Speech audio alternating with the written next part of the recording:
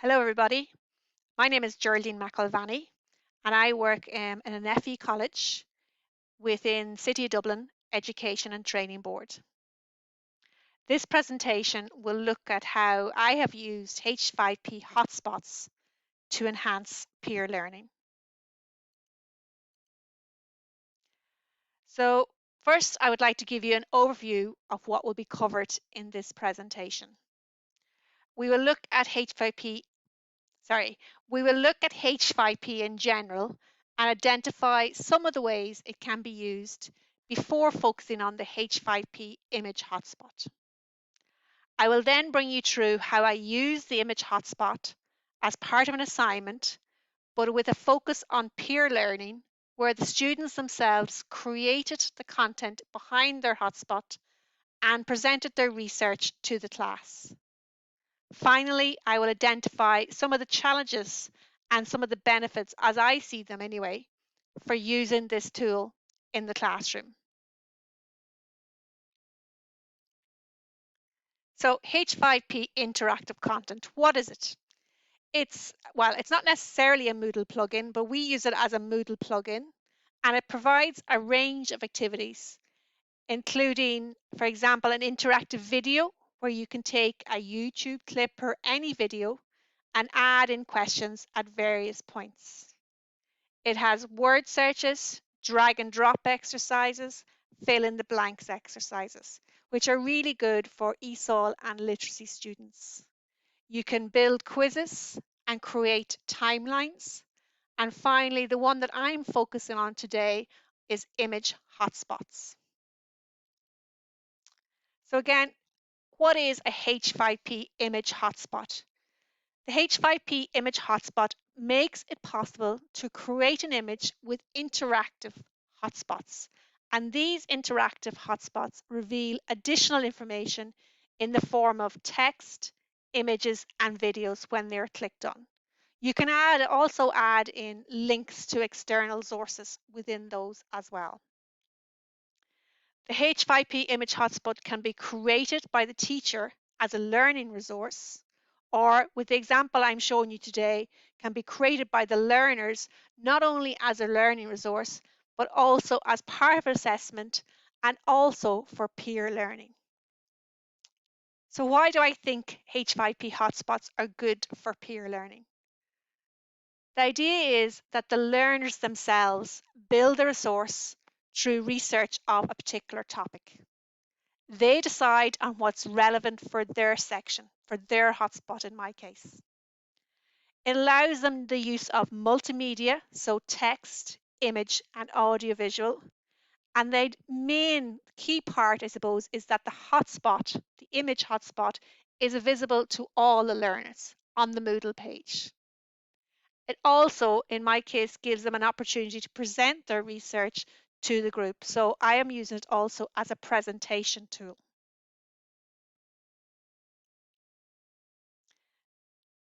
This is my example of a H5P image hotspot that my students created as part of their business law.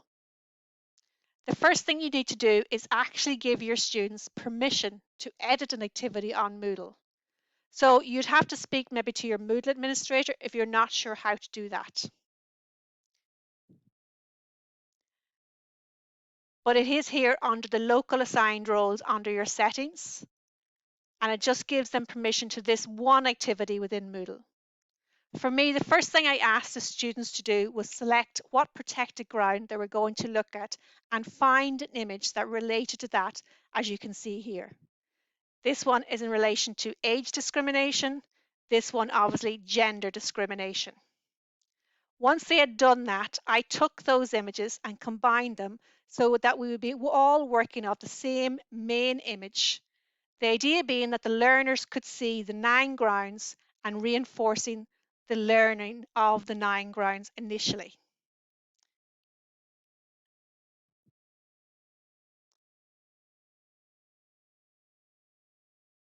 As you can see, this one is based on age discrimination. First of all, the students were asked to look for a definition. They were asked then to find an appropriate image an appropriate YouTube clip or even create their own clip, a video clip in relation to this. They were then asked to go onto the Workplace Relations Commission website and research a case study that came under their protected ground.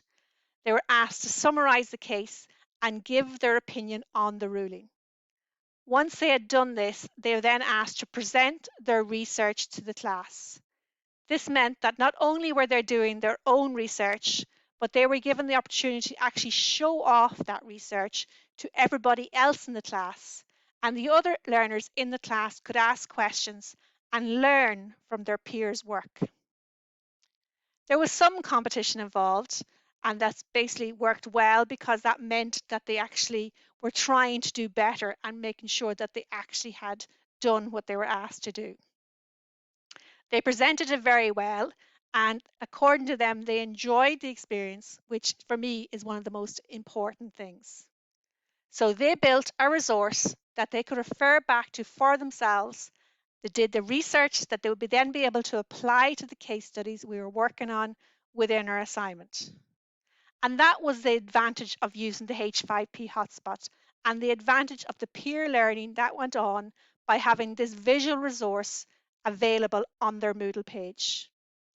And also when they were presenting it to the other members of the group, the questions and the peer learning that went on as part of the presentation of the resource.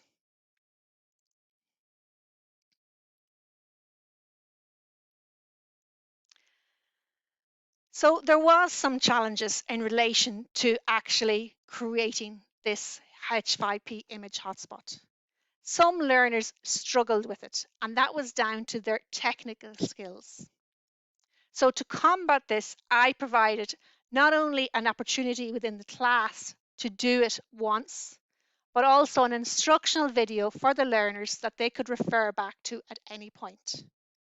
I really encourage the learners to try and use the H5P hotspot, but making sure that I looked after them from the point of view of +1, I did provide an alternative option where they could simply submit their research in a Word document. Another issue was the fact that any learner could inadvertently delete the work of another learner.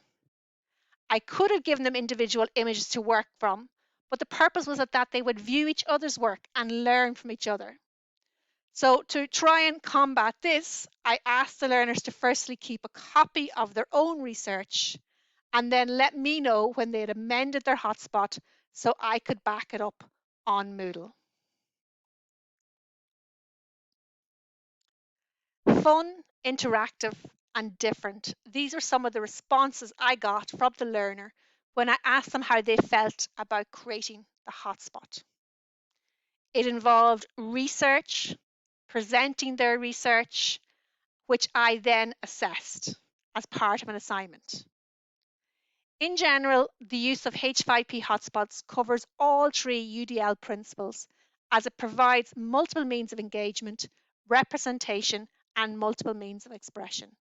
And I think the fact that other students had provided the content made it more interesting rather than always relying on the teacher's examples. When we covered later case studies, the learners had this as a resource to refer back to, and they were able then to learn from each other's work. Thank you for listening. I hope you enjoyed the presentation, and I hope you all have a lovely summer.